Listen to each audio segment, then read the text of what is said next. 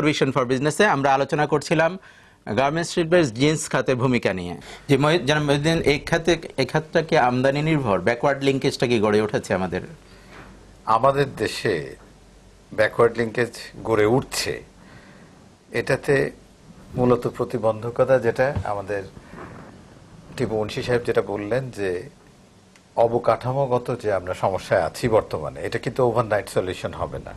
ওইটা সরকার উদ্যোগ নিয়েছেন এবং আমরা মনে করি যে আগামী 3 বছরের মধ্যে একটা শেপ নেবে। কিন্তু আপনি ব্যাকওয়ার্ড লিঙ্কেজের বলতে যেটা বুঝায়, এর মেইন কম্পোনেন্ট হলো ফ্যাব্রিক্স।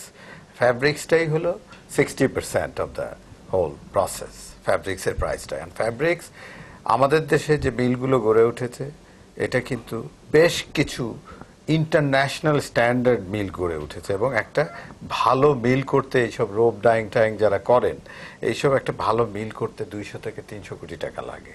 তো ওই ধরনের এন্টারপ্রেনারের সংখ্যা তো আমাদের দেশে এখন ডেভেলপ করছে আস্তে আস্তে, কেউ সুইচ করছে ব্যাকওয়ার্ড লিঙ্কেজে আসতে।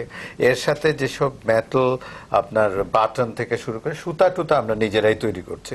কিছু স্পেশালাইজড বাটন এখনো রয়েছে যেগুলো আমরা বাইরের থেকে এখনো ইম্পোর্ট করছি। কিন্তু আমি বলবো যে ওভেনে আমরা যদিও 30%-এর মতো ব্যাকওয়ার্ড লিঙ্কেজে সক্ষম হয়েছে তৈরি করতে, কিন্তু স্পেশালি আপনি যেটা প্রশ্ন করেছেন যে ডেনিমে বিভিন্ন ওয়েট আছে। আমাদের এই 13.75, 14.50 থেকে 6.5 আউন্স, এটা মেজরটা হয় ট্রাউজারে এবং শার্ট হয় লাইট ওয়েটের ফ্যাব্রিক্স দিয়ে।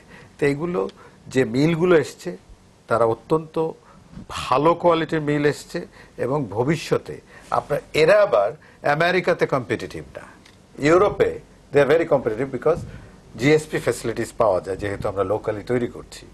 আমেরিকা তো আমাদেরকে হাইয়েস্ট ডিউটি নেয়, তো সুতরাং ওই জায়গাটায় সাপ্লাই করতে গেলে আমাদের লোকাল জিনিসটা কম্পিটিটিভ নয়। কোম্পানিগুলোর সফলতার পেছনে দক্ষ এবং ভালো ব্যবস্থাপনা একটা ফ্যাক্টর। আমাদের বাংলাদেশি কোম্পানিগুলোর বিষয়ে অনেকগুলো প্রশ্ন আছে, যে কোম্পানিগুলো শিখ হওয়ার পেছনে অদক্ষ ব্যবস্থাপনা, উদ্যোক্তারা ভিশনারি না, এবং বেশিরভাগ অপরিকল্পিত শিল্প স্থাপন ও সম্প্রসারণ, এই বিষয়গুলো দায়ী। আপনি কি কিছু বলবেন? হ্যাঁ, এই ব্যাপারে যেটা বললেন, আসলে পিছনের দিকে যদি তাকান, আমাদের এই এন্টারপ্রেনারদের নিজেদের প্রচেষ্টাই আমরা এত দূর এসেছি। আজকে যেটা বলা হয় কিছু সিক ফ্যাক্টরি হয়েছে, সেটা একটা সময় রিসেন্ট এই যে খুব একটা সিক হয়েছে, এগুলো আমরা পুরনো 270টা ফ্যাক্টরিকে আমরা করতে পেরেছিলাম যারা সিক হয়ে গেছে। আর দক্ষতা বলেন, আমরা তো ফার্স্ট জেনারেশন বিজনেসম্যান, আমরা তো আগে তো, তারপরে কিন্তু আমাদের এই এন্টারপ্রেনারই কিন্তু নিজস্ব প্রচেষ্টাই এত দূর এসেছে।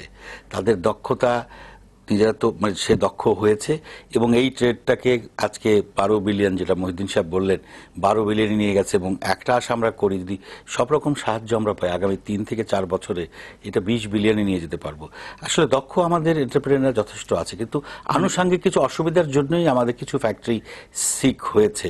আর বললেন যেটা যে বিভিন্ন ভাবে তারা কর্পোরেট মেন্টালিটি, আসলে কর্পোরেট এটাও তো আমরা শিখছি এবং এই শিখেই কিন্তু কর্পোরেট মেন্টালিটি আমাদের ডেভেলপ করছে।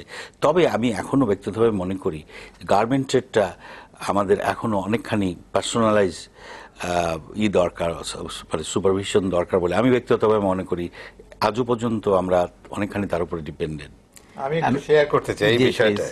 সেটা হলো যে দেখেন, আমাদের এখানে যে ওয়ার্কার্স গুলো থেকে মিড লেভেল ম্যানেজমেন্ট পর্যন্ত এখনো বাংলাদেশে 17 থেকে 18,000 মিড লেভেল ম্যানেজমেন্টে বাইরের ইন্ডিয়া, শ্রীলঙ্কা, কোরিয়ান লোক কাজ করছে। এর কারণটা কি? আপনি largest sector of the country, আমার এখনো ইউনিভার্সিটি লেভেলে আমি ইনকর্পোরেটেড করি নাই এটাকে। আমি ইনস্টিটিউশনালি রেকগনাইজ করছি না যে দেয়ার ইজ এ ডিমান্ড। আজকে আমরা একটা ছোট পরিসরে আমরা একটা উদ্যোগ নিয়েছিলাম প্রাইভেট সেক্টর থেকে, যে একটা ফ্যাশন ইনস্টিটিউট করেছি, যেখানে মার্চেন্ডাইজিং, এমবিএ, বিবিএ কোর্স আমরা করছি, ফ্যাশন ডিজাইন করা সবকিছু এগুলো করছি। কিন্তু সেটা সীমিত, কিন্তু যে ছেলেটা বের হচ্ছে তার কিন্তু বের হওয়ার সাথে সাথে জব ইজ রেডি। 1 লক্ষ থেকে 2 লক্ষ টাকা পর্যন্ত বেতন পাচ্ছে, which is a good thing. আমি কেন যে এটা আমরা করছি না, আমি সেদিন একটা MOU সিগনেচারের সময় ঢাকা ইউনিভার্সিটির ভাইস চ্যান্সেলর মহোদয়ের সাথে ছিলাম, ওনার সাথে ওনাকে বলেছি, উনি বলেছেন যে আমরা আপনাদের সাথে এই ব্যাপারে কাজ করতে চাই।